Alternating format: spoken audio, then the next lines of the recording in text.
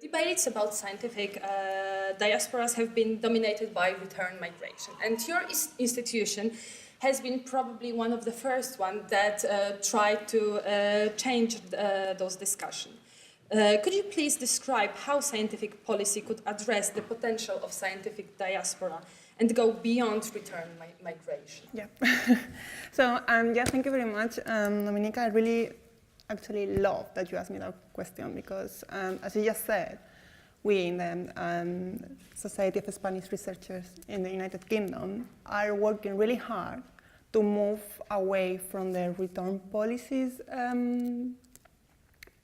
debate, because I think that we should change the name actually. We should stop talking about return policies and start talking about talent attraction policies. In Spain, we have been doing, well, the government has been doing lately some efforts to attract talent that basically consists in throwing money for 4 or 5 years to universities to try and attract early career researchers. But what happened with that money? It just runs out, you know? So people are leaving after all this, after all the effort to try and bring them back. So the first thing that I think that countries actually need to do is just create an attractive landscape, attractive university system, attractive funding landscape. So people will come, no matter where they are from, people will actually come. So yeah, that's basically one of our main messages that we are trying to actually just put forward. And I think that is starting to come across. So yeah, I think that countries need to actually rethink that. And I believe that the United Kingdom actually is very good, or at least used to be very good in attracting international talent. Hopefully it will stay the same in the near future. But I think that there are some lessons that we learn, and we as scientific diasporas in the country, I think that our role might be in trying to translate what we've learned here to our own countries. We have been working really hard to capitalize our strength as scientific diasporas more broadly for influencing return policies, as you said. For example, we have been working in how to facilitate networking activities between UK-based researchers and Spanish researchers, how to facilitate that relationship and how to facilitating the platform, because sometimes it's not that easy, you know. So we have launched both networking platforms, but also short research visits that are 100% funded by Spain, so that Spanish researchers can come to the UK and UK-based researchers can come to Spanish labs. Another thing that I think that scientific diasporas can really do to try and influence home countries' policies is try to develop, as you just did with this very impressive, I have to say, report, is to try to develop reports and advisory documents so that we can communicate with our home countries and with our government, everything that we've been learning here. And that not everything might be appropriate, because every country is different and every research and university landscape is different and not everybody needs the same. But a lot of stuff can be, I think, easily translated. And I think that we can be a powerful player in that. Another thing that I would also like to say that, as you also show with your report, is that not everybody wants to come back. That a lot of people are really happy outside of their home country and they are not thinking about coming back in the near future. But something that we find really strongly with our members is that even if you don't want to come back to Spain, they all want to have some kind of relationship and link with the home country. And I think that we can exploit that as well, because even if you don't want to go and establish yourself in your home country, you still want to help somehow and be involved somehow with what is happening in your country. I think that there is a lot of potential here, and that home countries need to realize that and exploit it. So maybe let me ask, Maybe let me ask Mr. Wojdyga, how do you see the role of Polish scientific diaspora, and how could Poland utilize untapped social capital of researchers and scientists living abroad? Okay, thank you very much. Yeah. Do you hear me? Yeah, great. Okay, I do hear you, but okay. Okay, so thank you very much. It's really pity that you changed the slide, because I really like this slide with. There's another one. Okay. No, but okay. Take this one. Thank you. Oh, okay, it's better. Okay, so again, it's a really pity that you changed the slide, because I really like this one that's to think like a physicist. Yeah, the physicists, they have a very unique experience that you can touch something, yeah, and then from touching or smelling something, you can get your impressions. So the experiences are building the science as well. So when we are talking about the scientific diasporas, or in general the diasporas of Poles worldwide, I think we have a little bit different feeling than you have in Spain.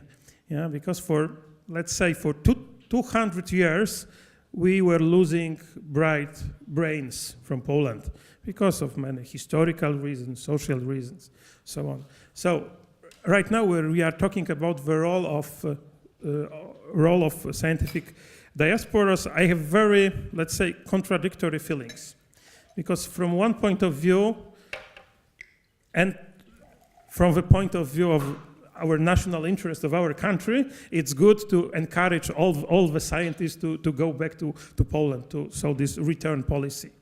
But from another point of view, we really appreciate the role of scientific diasporas worldwide, because of the role that they can play as these middlemen between their hosting institution, the institution that are working right now, and institutions they come from Poland, or in general the institution in our country.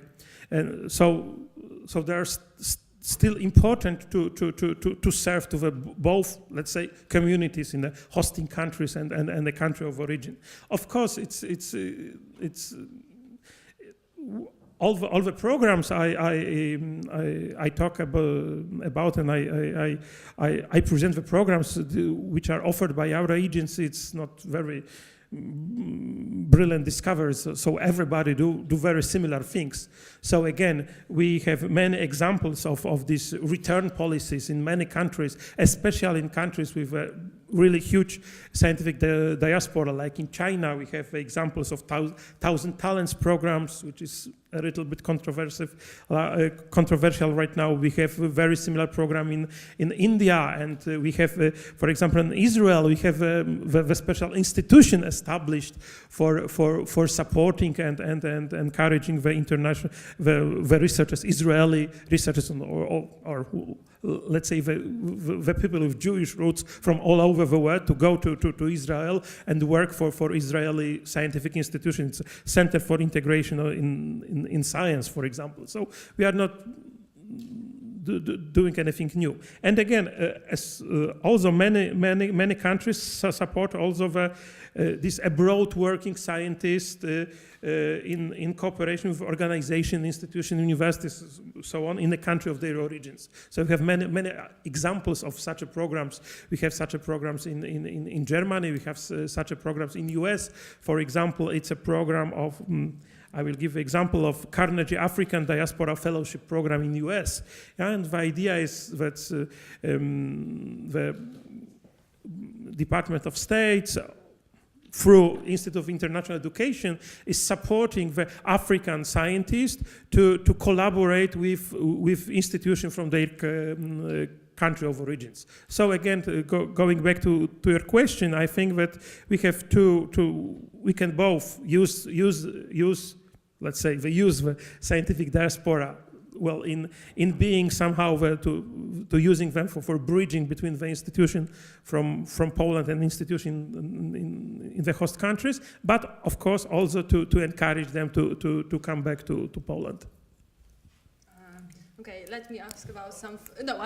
This mic works as well. Okay. It doesn't? Does it? No.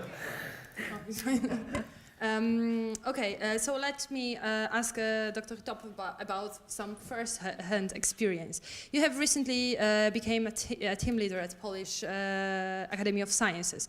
Why have you decided, in the age of academic mobility, to settle in Poland and to develop your career at Polish scientific institution? Okay, I have the microphone. So I think, first of all, settle is kind of the key word here. I don't consider myself, I'm a scientist. I started my first own lab. I'm really glad that I did this step. I'm really happy. But settle is not the right word. I don't consider myself at the end point now. I want to establish my first lab. I want to do this for some years, but I'm open to move again. So now I'm already since a couple of years in Poland, so maybe let's start at the beginning, why I actually came to Poland at the first place. And it was really because I was interested in the science someone did in Poland. So during my studies in Germany, I encountered the scientist that I was not even at the same faculty with her at this time. And I was really astonished that one can still do something in the science, in mitochondrial biogenesis, it was at that time, that wasn't in the textbook, and I was really surprised. But anyway, I went a different way. I went to Switzerland, and I did a lot of genetics, cell biology, and then I decided, okay, I want to switch fields. I want to learn something else, still being in life science, but I wanted to do biochemistry. And I made a compromise between this. I was looking for, and I knew that the scientist, she went back to Poland, and I said, okay, let's try. Why not? So I went, and it turned out to be it was a really good choice, a really good decision. My postdoc, I think, was successful, being in Poland. But I also knew if I want to go to Poland, I need to look for a lab that can support me, that has some feeling how it works outside of Poland, that gives me, it still puts me in the environment that is kind of international and that also wants this environment. So that was really important for me. So I was looking for the lab that does high impact research. Yes, so that's how I came to Poland, and now I really enjoy being there. I love to be in the Polish and also increasing international environment in Warsaw, and the communication within the institutes and among the different institutes is really good. Yes. Okay. So. Basically, your take on message is that science is not for settlers; it's rather for mobile people. Yes. And so this race circulation metaphor still works. Polish science, probably, as almost any scientific system, suffers from scarce resources.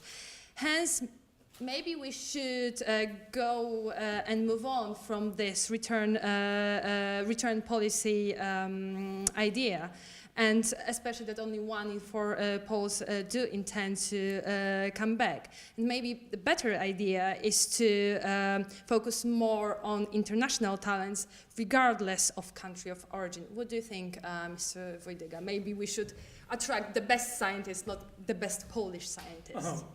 I fully agree with you. Of course, I think undoubtedly the science is the most internationalized human's activity. So we of course we cannot limit the science to just the countries of nations. So I fully agree with you. So as I mentioned, the Polish returns, it's the only one of the program our agency offers. So we have many different kind of programs I already presented you. So as I mentioned, as in 2018, as a new institution, newly established, so we concentrated, even in 2018, we concentrated in outgoing programs, yeah, to encourage the Polish scientists to go to the foreign countries to gain the experiences. And for 2019, we wish to concentrate on incoming programs for Poland. So definitely to encourage people with the best scientists from the world to come to Poland and create these opportunities for them. But of course, the people with the Polish roots are definitely the very important group of us. The reason is that we really have a big number of people with the Polish roots worldwide. Only in the US, it is said that we have about 10 million people with the Polish roots. So this number of potential, very good and well-known scientists with Polish roots, it's very, very, very big, and it's a very, let's say, it's a group we cannot based only dealing with them. We cannot only based on the scientific potential of the country, but also on some other values, as for example, I don't know, the working for the nation or something like that. Right. So, if I can be so nosy, what are your concrete plans to attract those scientists, but for competitive salaries, of course? As I mentioned, we are going to offer the programs for incoming mobility for Poland, for example. So we are going to announce one program for incoming scientists, both for people already holding PhD and PhD students, and for long and mid-term income programs. So it's even up to 4 years in Poland with salaries and scholarships, so on. As I would like to remind you that our agency, we are not giving the money for solid research activities. It's not our task. So we are not giving the money for research. We have a separate agency for supporting research. So we are supporting the academic mobility. Of course, all kind of academic mobility by definition is linked with doing research. Yeah, but we are not financing the research. So we are supporting the individuals, but as well we are also supporting the institutions. For example, for starting some networks between the Polish scientific and academic institution with their counterparts worldwide. Okay, so maybe let me ask you on top, what do you think what Poland and Polish scientific institutions could do to attract rising international stars? I assume that you are hiring right now. What you as a researcher working in Poland can do to attract the best of the best? So your question has like two parts. There is Poland as a country at the one side, and there are the Polish institutions. And when it comes to Poland, for me the answer is clear, although this is not so easy. Increase the budget for science. There is too little money for science. Science these days is really expensive. Yes? There are all these omics approaches. You can't imagine how much money this costs. If the budget is not big enough, you cannot attract the scientists, yes, because they can simply not pay for this science. So this is one part. The second part, the Polish institutions. There is a big change ongoing, and we had very nice presentation from Kasia today about the International Institute. Also the institute where I was working before, that is affiliated with the university, so the Center of New Technologies. Big changes are ongoing. They have to open. And they have to open to be more international. They have to be prepared, the administration of the institutes, they have to be prepared to support the foreigners. They have to be able to communicate with the foreigners. They have to, because Polish, believe me, it's a very difficult language, and I'm still not capable of speaking Polish after many years. they have to support the incoming, the foreigners on daily basis. Simple thing, finding the apartment, going for the medical checkups, opening a bank account. All these things is very difficult if you're not capable of coping with the language.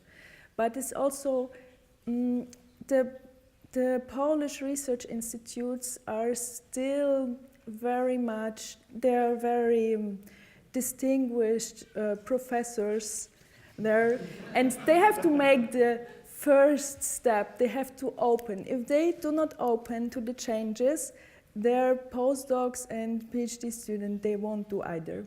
So this is I think this is the first step. Support for the foreigners, that they feel really welcome. This is very important. Okay, and how do you intend to approach this recruitment process once looking for new team members? So I'm definitely also looking for the international staff.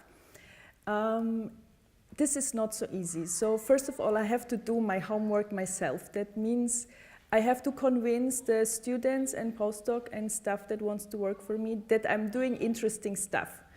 Because if the science is interesting, I can attract the people that are really interested in science. So one thing is to talk about the science, to explain it, that it's understandable, to say that this is important science to do. And this is, you have to go to conferences, you have to do some networking. But also more and more, I think the social media will be more important. Not only advertising on the known portals or on the webpage of the institute, you have to make it more open, that many people can see it. So this way I will also go to advertise more broadly on social media. And Dr. Gaudioso, do you think that scientific diasporas can play any major role in internationalization of local scientific communities like Polish or Spanish? Yes, absolutely. I mean, I feel reassured actually by what I'm hearing, because I think that, for example, a lot of problems that we have in Spain are exactly the same that I think that you might be having in Poland. For example, we were having a couple of months ago a meeting with Spanish education minister, junior minister, someone in the ministry.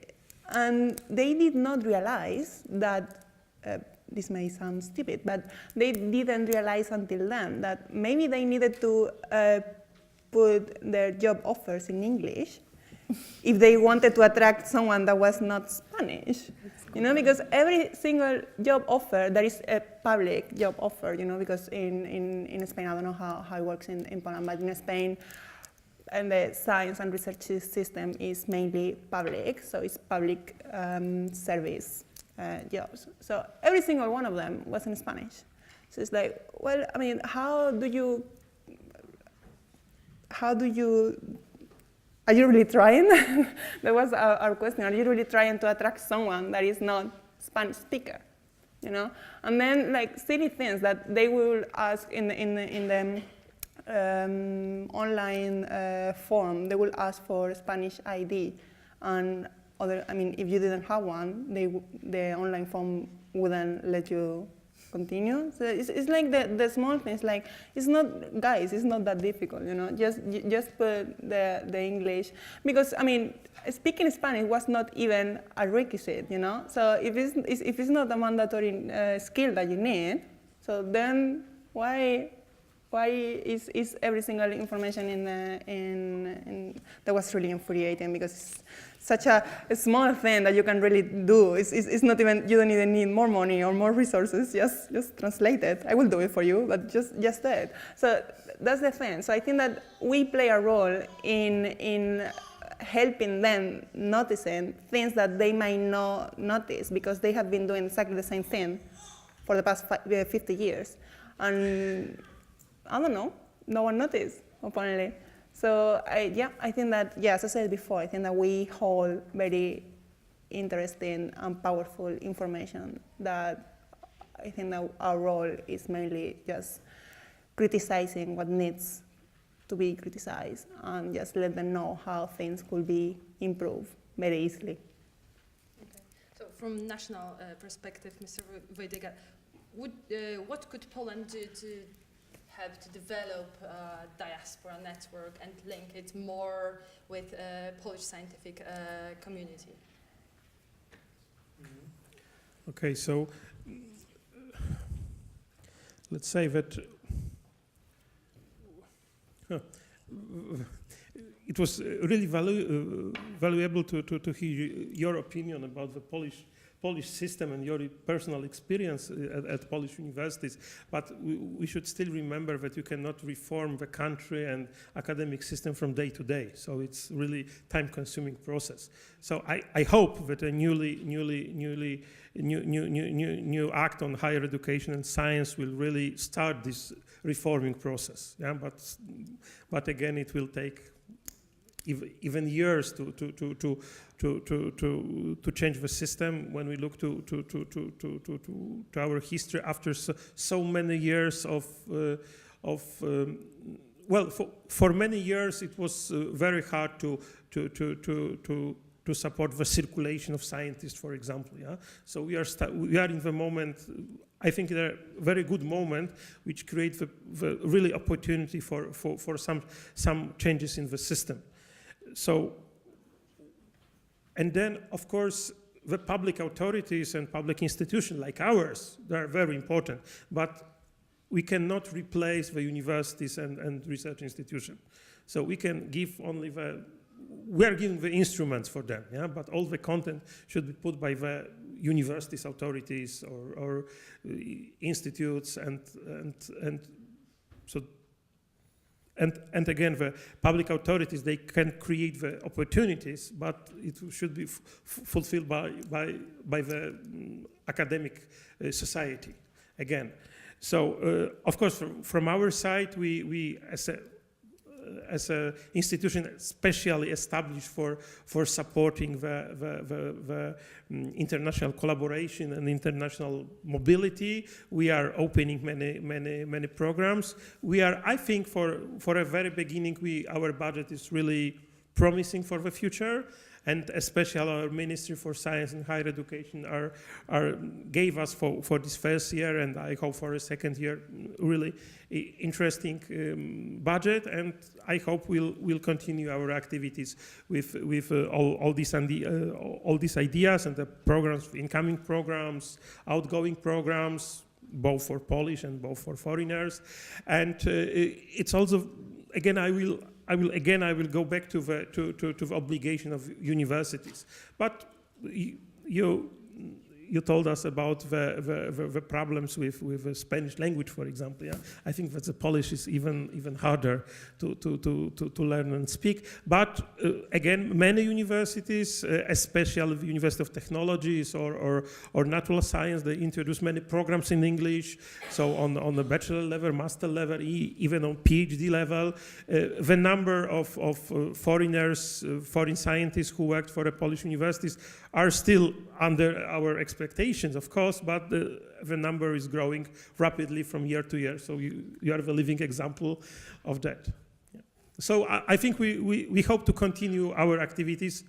From my point of view as an agency, we started only 13 months ago, so we are in the very beginning of our activities.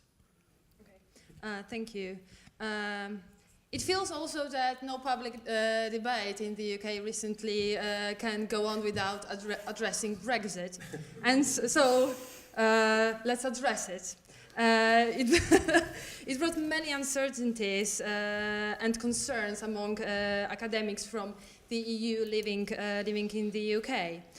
What can we do to limit potential turbulences? What could be the role of EU scientific diaspora organization and scientists in this process? What do you think, Dr. Gaudiaza? Yeah, that's sadly a very timely question. We are not in a better place now than we were 2 years ago, and especially in the past couple of days. As you say, a lot of uncertainty.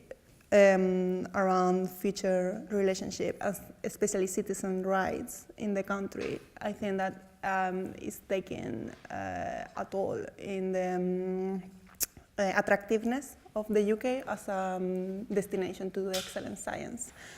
We know through surveys that we've done with our members that the immense majority of them are rethinking their living and working situation because of Brexit. We also know that almost 80% of Spanish researchers that are not living currently in the UK have very serious concerns about coming here and establishing themselves. So we are talking about, from undergrad students to senior PIs, so every single one of the career stages, they have serious concern about coming. This is bad.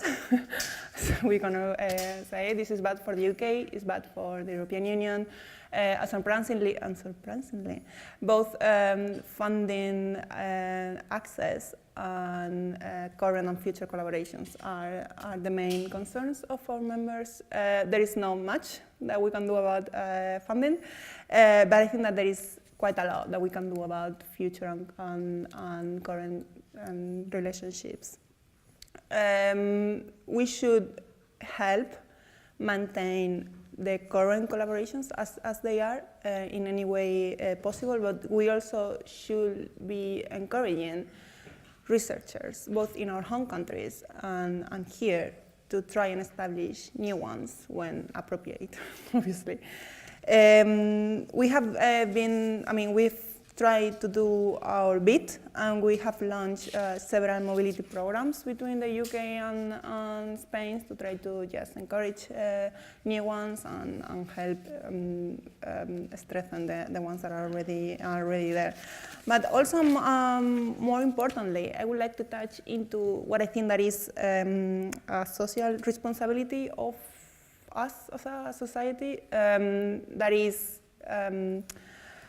represent our members and represent and voice their concern to British and Spanish institutions. So we are in conversation with several British institutions, learned societies, and we have participated in several events and debates of the House of Commons Select Committee on Science and Technology, where we have been discussing what our members think, what we think that a future immigration system should look like to try to avoid as much risk as possible. I also think quite strongly that in these turbulent moments we have to stand together, and that we all have similar concerns regarding this situation. My problem is potentially as much of your problem as it is mine, and I think that we should act as a unified voice, because that will give us strength and will legitimize our message. Thank you. Do you want to add something about Brexit? About Brexit? Well, I think that the word uncertainty is very good in this situation, because still we do not have any details on the future. But frankly speaking, I do not expect any special problems with individual scientists and the exchange of scientists. I think that especially when we look for activity of a British embassy in Poland, in Warsaw, they are very active. They are trying to maintain some linkage between the institution, public institution, and between the authorities and between the universities as well. But I think we will face some problems definitely on the level of students exchange, and all these programs supported by European Union, like Erasmus+, for example. So here I really expect a dramatical decrease of a number of exchange students, especially from Poland to UK, because in Poland we do not have many British students, even on some exchange programs. Frankly speaking, the biggest number of foreign students in Poland we have on exchange Erasmus exchange program, they are Spanish.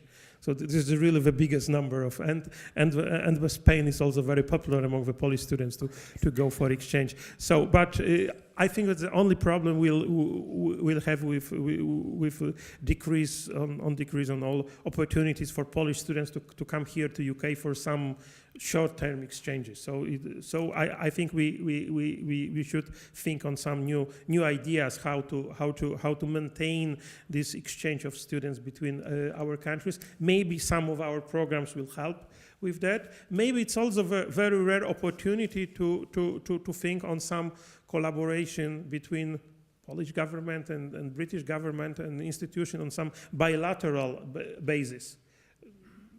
If a Brexit really happened and all these European possibilities will be finished, so maybe on this bilateral basis we can create something new, some programs on collaboration between the institution, exchange of scientists, exchange of students. I hope so. Thank you very much. I think that now it's the time for a question from the audience. If you have any, please, comments, remarks, whatever you would like to share with us.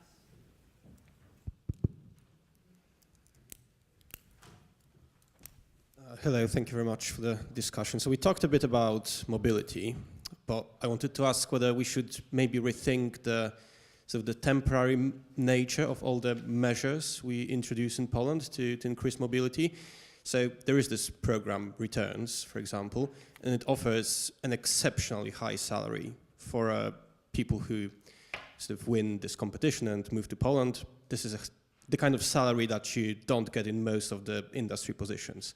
But it's only for 4 years, yeah? So after 4 years, your salary drastically drops by whatever, 70% or 80%. Poland is also one of the, well, it's the only country I know where your salary depends on whether you have a grant or not. So in most countries, your grant might influence, I don't know, your teaching load or the fact, so it might influence whether you have postdocs or PhD students or not. But in Poland, it actually influences your salary. So there's this temporary nature of all those measures, and the fact that a scientist moving to Poland will never know how much they earn, for example, in the next 5 years. Do you think that that's something we should think about and maybe address? I understand this. It's my question. Okay. So I will start with a salary. So, well. It's really funny because when we thought about this exact amount of a salary we can offer within this project, so many people said, no, with such a low salary you cannot attract anybody to come back to Poland, especially from if you are the engineer scientist in the US or something. So no, it's very low salary. So the opinions were very distributed, let's say. And then the temporary nature you mentioned. Yeah, I think it's a very good word, but especially in the Anglo-Saxon scientific world, the temporality is a key thing. Yeah, you got the contract, especially in the US, for example, you got the contract for 2 years, 3 years, and then you should again apply for a new contract and to guarantee your position. Then, of course, we also thought that you got this grant for 4 years, but the idea was that we are not looking only for the people to being the Pole. It's not the only condition. Another condition is that we are looking for good people, yeah, for a bright scientist, promising people. And then the idea is that, of course, we are creating you opportunities for 3-4 years, and then you should prove yourself. You should get new grants, you should apply for a grant from some other funding agency, from some European sources, and then you should be the normal part of academic society of a university you choose, or some research institution. So we are creating, again, our agency, we are creating the opportunities for you, for 3 years, for 4 years, and then you will be the normal professor, normal PhD at your institution. And then you should apply for grants, it's your life, yeah. So we cannot opening the very high salary position for all your academic life. Yeah, I'd like to follow this up quite briefly. I think that I'm not saying that it's the same because I don't know the special circumstances of this program. But in Spain, we have had similar situations where you have excellent conditions for 4 or 5 years, and then everything changes. And that's, as you said, in the UK, or potentially the States, that something is temporary is not bad per se, but that should only be allowed when the country is prepared to offer opportunities. Because, for example, in Spain, once that 4 or 5 years contract finish, there is not a lot of opportunity to secure your own funding. You see? So it's good that you are supported by whatever program for 4 or 5 years, and then you go and look for your own luck. But when there are opportunities available to you, you know. So if there is nothing that I can apply for, or the only thing that I really can apply for is the European Union, that's not really an opportunity, you know. So unless there is something to follow that up, those 4 or 5 years, in the case of Spain, again, I'm not saying nothing about Poland, but in the case of Spain, those 4 or 5 years was just wasted money. Because those people are just going to leave, because the system is not prepared to support them in an efficient way. So in our case, that was because the system is not robust and stable enough. Those return policies are they are not working.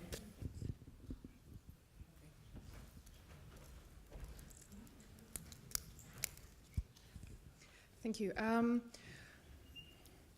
Touching on this issue of temporarity. So I understand what Poland is trying to do now in terms of, trying to introduce the temporary contracts as they are, present and working in the UK or the US, in the West in general. I would like to take an issue with that, however, and I would like for ideally all of us here in this room, particularly you guys, because you have the decision-making power, to really question whether this temporarity is actually good. And so that actually links back to an article that I saw Asia Bagniewska write, I think, 2 or 3 years ago, where she mentioned that indeed, this high mobility, this high rotation and temporarity is probably good for science, but it is not good for scientists, right? And it's actually, for example, one of the reasons why I left science and I'm not considering coming back. Simply because every 2 to 3 to maybe 4 years, you need to find a new grant. If you're unlucky, you may have to move universities or countries. What happens with your family at that point? Do you uproot everybody and move elsewhere? What happens if your children speak 2 languages, but they simply don't happen to speak the language of the new host country? So I don't have an answer, by the way. It's a really difficult problem. What do you prioritize? The livelihoods of people and some sort of stability? Or do you prioritize, high mobility and high impact science? So, if at some point someone comes up with an answer to that question, I'd be really keen to, to find it out. Sorry. Well, well, frankly speaking, I cannot answer this question, yeah, because of course, well,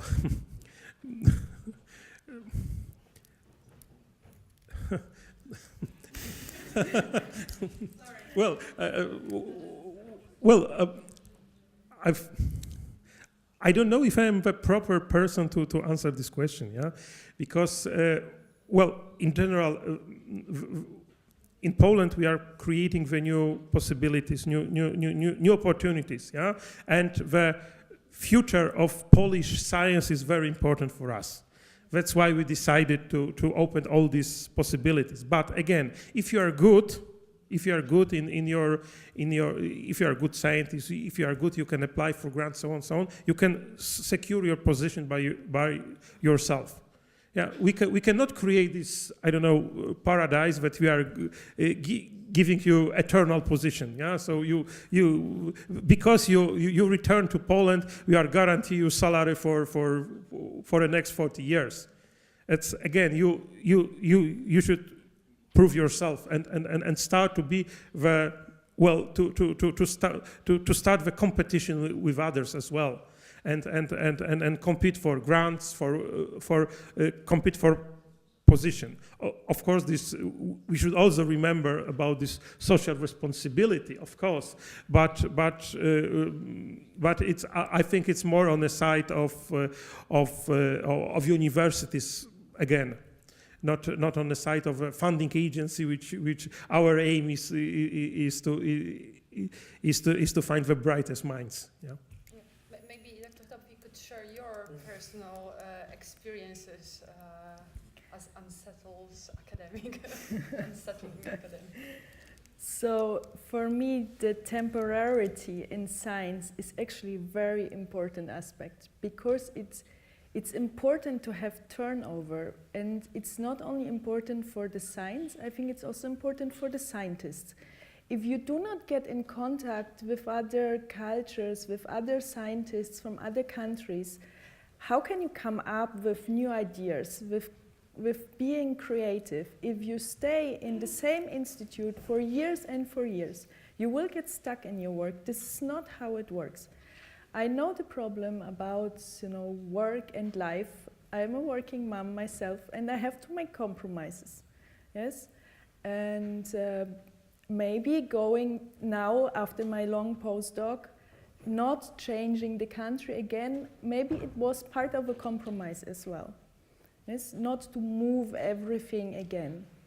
But still, you can benefit from this as well. So especially if you have to make this kind of balance. But not having it temporary anymore, I think, would be a very big mistake for science and for the scientists as well, because you don't learn anymore. And I think being a scientist is a steady path of learning. It never stops, and it only happens if you get in contact with other scientists and if you see other perspectives. So I can say that I really like your way of thinking, but again, if you decided to being the scientist, the temporality is a part of your job. So, but I think that's also from the sociological point of view, majority of positions are temporary. Yeah, I can say from my position as well. So I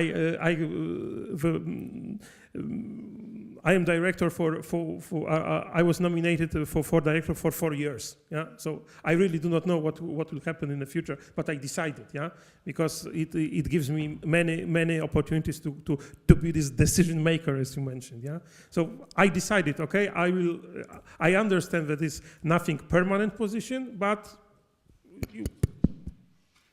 you should find some, and you should compromise with yourself. What's the more important in this part of your life, and maybe in 20 years, maybe, or in 10 years, I wouldn't decide to be the director of such an institution, because the security would be more important for me than the opportunities and this power of being the decision maker. Okay, could I ask a question from up here? I agree with Mr. Wojdyga that you can't create a paradise. Paradise sadly doesn't exist yet. Maybe we can work towards it. But there are positives, I think, in this discussion. I spent my entire, or most of my working life, academic life, in this country, in the United Kingdom, in Scotland. And for many, many years, I thought it was great. I had a year and a half in the US, funded from the British Heart Foundation. It was wonderful. But then the Brexit changed things. And I think there is an opportunity for all diasporas, unfortunately, and I'm almost conflicted saying this, as I have a role in British academia and I want people to stay here. And yet, there is a huge opportunity for all diasporas, including Polish diaspora, because I think people will want to try something different. And I think you're absolutely right that there will be an opportunity to bring people, maybe for a while, maybe to see how it works. And yes, I agree, people should move countries. But on the other hand, there is also an opportunity to be in one place and be the sort of part of the world. And there is an enormous worry that we will lose it. So if Poland and Polish institutions pairing up, collaborating with British institutions could keep us in Europe, I think that would be wonderful. And in some way, a reversal of history that I'm sure some of you would appreciate.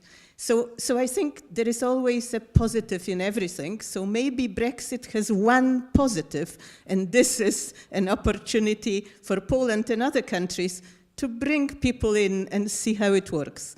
I hope that's a positive thing towards the end of this debate. Okay. We have 6 minutes, so how many people want to ask questions? So one hand here, and okay, let's can we start with you? Let me see. I saw you before, so I think you deserve the mic. Here, yeah.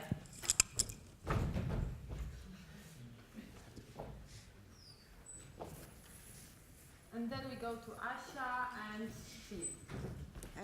I guess I have a question for Mr. Wojdyga. My question is, if we're pulling in all these, or which I really hope NAWA will succeed, and I hope we'll get all these wonderful scientists, Polish or not, going back to Poland, and we're pulling them in, providing them with all these wonderful resources, is there a way to see them possibly as agents of change in their new institutions? Or perhaps, I don't want to say use them as agents of change, because that sounds kind of rude and mean, but make sure that they create certain conditions that can help them change their new institutions, because as Ulrika has said, there is perhaps a bit of an issue at some Polish institutions with all sorts of, support and admin and all the other issues which are very important to scientists on a daily basis, even if they don't directly concern their work.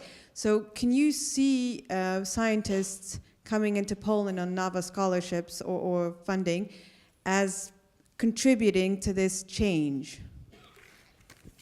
Go ahead, but keep it brief because. Okay. So I fully agree with you. That's true.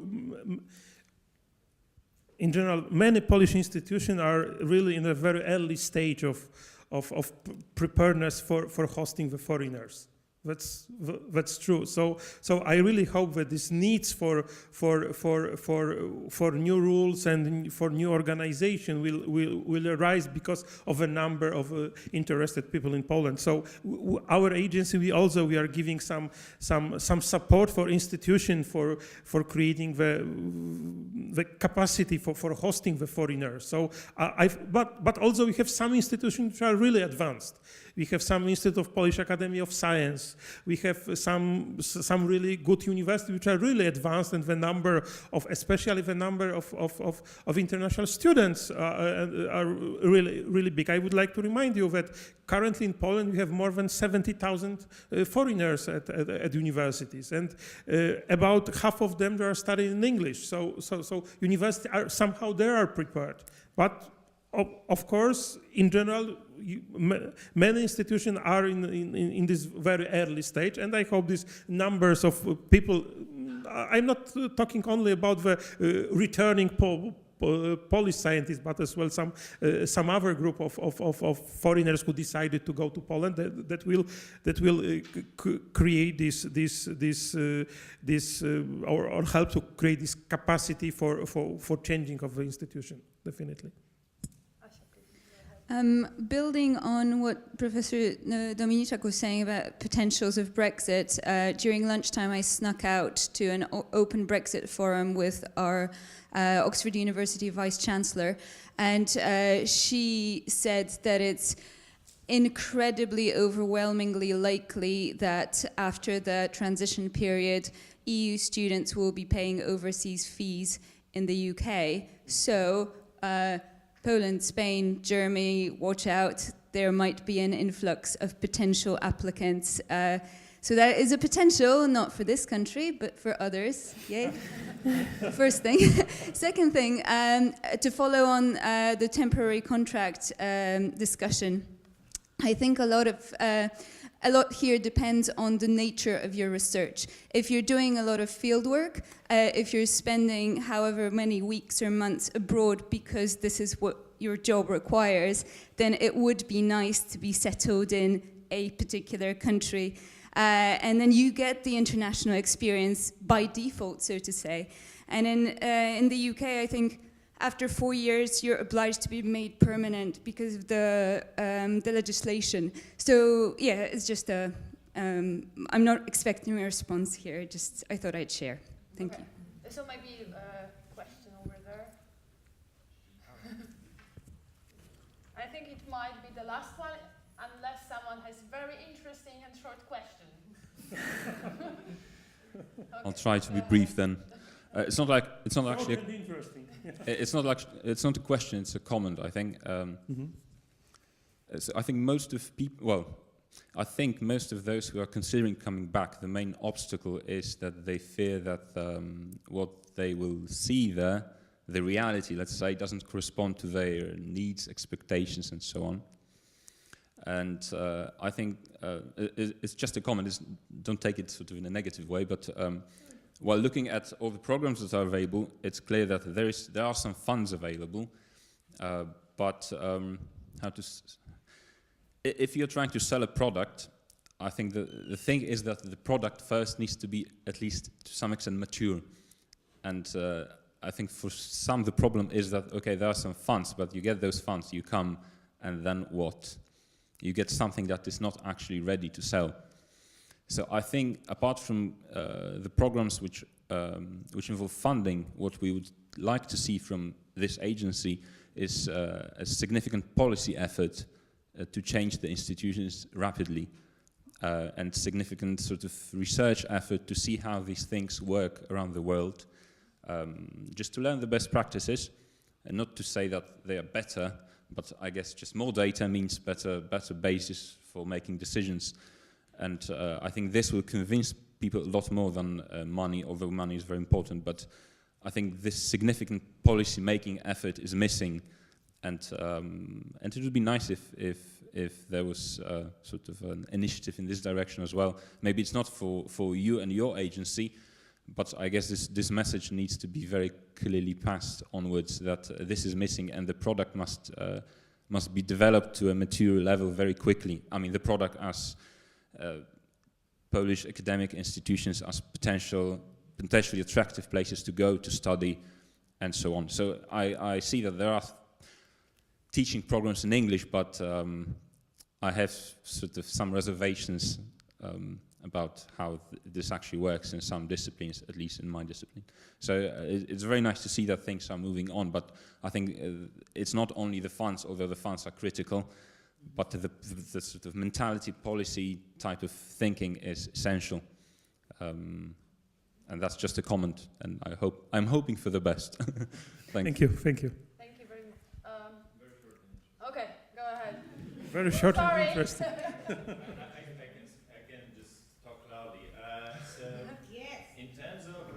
In terms of change in institutions, do you think that after the recent change in the Polish statute of how universities work, called Reforma Gowina, there will be more people coming to Poland or less? I mean, just as a brief addition, I've talked to a couple of people, very close acquaintances who already work in Poland, and they said that the atmosphere is in some places, at least, I don't say it's in all places, is getting much worse, to the point of one person telling to me that they're glad they're quitting right now because it's getting similar to the times before '89, let's say. So how could you comment to that? Thank you.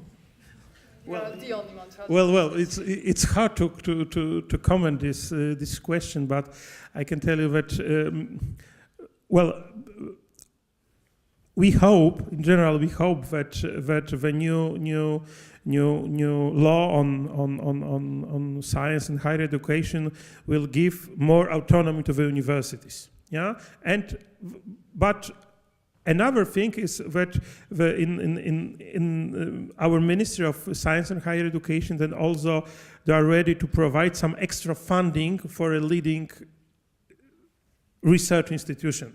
So if you are really good, you will get some extra funding. So, and I hope to be very good and to in order to get this extra funding, many institutions they will think about supporting the internationalization. As I mentioned, we cannot have a good quality of research without having the internationalization at the institution, and without having the internationalization we cannot have a good quality of research. So again, the ministry is creating the instruments for institution, and I hope majority of institutions they will take these instruments for the sake of our country. Yeah, I do not want to really to talk about the political situation in a country because, frankly speaking, I do not agree with many of these voices you can see in television or something. So, but really. This government, but especially this ministry, they are creating really good opportunities and really think on the future of our, in general, the science. Yeah. Okay. Do you have a question? Comment? No question. Do we have time for a question? Yes. Yeah. So I just wanted to ask, when it comes to policy making on this front, are there any role models? Are there any countries which have successfully implemented policies that brought them from kind of the level of where we are now as a country to where we would like to be, so to say? Are we looking at other examples? Are we looking at, I don't know, just policies that have been successful in the past? What do you mean? That's a question open to pretty much all the panelists, I think, because... Mm-hmm. What you mean in the fields of returns of scientists, so on and so on? I'm not only talking about the returns because, as I think someone pointed out, kind of the internationalization of science does not necessarily have to be the re-immigration, but just opening up kind of the scientific community to foreigners. Well, I think it's in all developed countries. We have all the developed countries in the world are the examples of the success of such a thinking. Yeah. So, and the internationalization process of universities, I think it's undoubtedly it's a success everywhere. Yeah. So the U.S. is an example. Yeah. Farid Zakaria even said that universities are the best American industry. So let's look for a good examples. We do not want to create any new discoveries. So we just wish to follow the best examples. Sorry, let me just clarify. So I think there are several countries which have been traditionally places kind of to go and to do academia, whereas I am pretty certain that there are countries out there which have brought themselves through very kind of precise measures from the state where they have not been countries of such destinations. Well, one example that comes to my mind is Singapore. And maybe there are others that I just don't know about.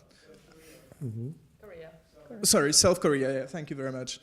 So I'm thinking, like, what are the structural changes that they've really pinpointed and I think succeeded quite well that we could use? Because I think that France, UK, and States, and possibly Germany, are not necessarily the greatest examples to kind of look at because they've been historically in a different setting and they've been centers of academic activity for centuries, whereas, well, most of the other world have not been, and yet we have more academic circles now.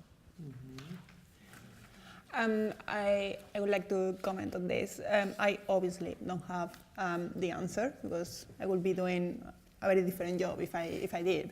But I would like to just comment because I think it's important that we understand that there is not one size fits all, and what works for the UK might not work for Italy, for example, because many different reasons that are not important at the moment. So I think that is very important. I think it's key to see what works in other countries, but I think that is essential that we try to adapt those policies to our own countries and our own citizens and our history. Because I don't think that just copying, I mean, I'm pretty certain that if we just copy what works in the UK and we just try to do exactly the same in Spain, it's going to be a failure, for sure. You know? So it's important that we see and study what works elsewhere. But we need to keep in mind who are we working with, where are we starting from as well.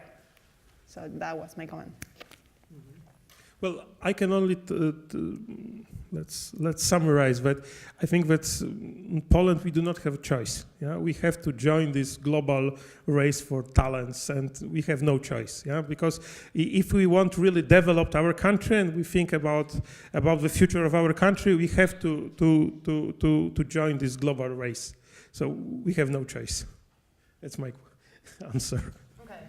Round of applause for